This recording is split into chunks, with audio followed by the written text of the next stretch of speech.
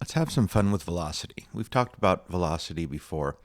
Um, again, velocity refers to how hard a particular note is hit. Imagine yourself sitting at the piano, playing softly, and increasingly hitting the note, the key harder. It could be a snare drum, a kick drum. MIDI parameters include that of velocity. It is related to volume, but in many ways it can also help to create a more human feel because having unchanging or fixed velocities is a very robotic approach to programming, and it also has the potential to completely change the groove that you are playing or you're creating. So I want everyone to kind of just start off with a 4 on the floor kick drum. We'll jump into an extra little bonus. If you don't know, you can click and hold on the pencil tool, choose the line tool, and draw in the value of your grid. So in this instance, that is 16th notes. I'm actually going to bring the velocity up a little bit, but you can see that they are all exactly the same.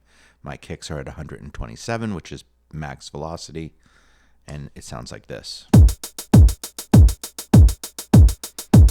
All right, nothing particularly wrong with it except for the fact that it has no feel.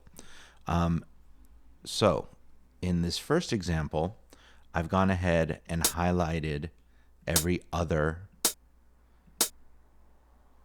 So the one, the and, two and, so essentially the quarter note and its subsequent eighth note. And I raised those up so that the even numbers are lower, and it sounds like this. All right, so we get more of kind of a natural feel given that drummers most likely will hit that first note a bit harder. All right, that's just the hi-hat. Here's the hi-hat with no velocity changes. The odd numbers. Even numbers.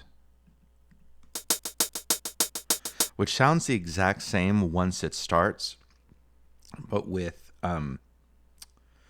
drums in it, with kick, it sounds a little bit different.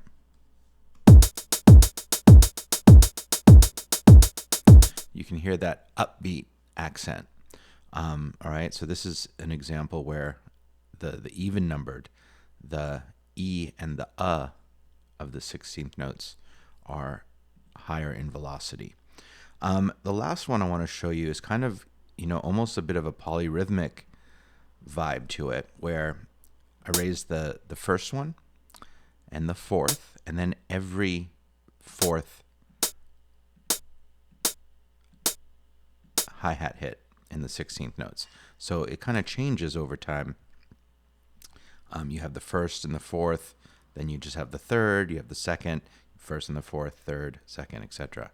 Check this out.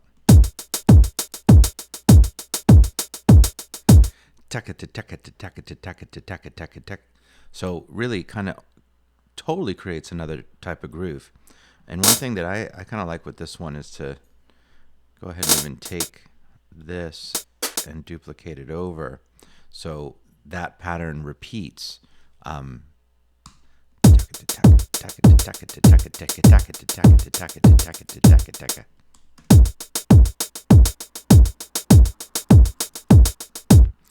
listening to that without a kick, I think is also interesting to a certain extent, because it would be a really cool little intro in a way, before all the drums come in.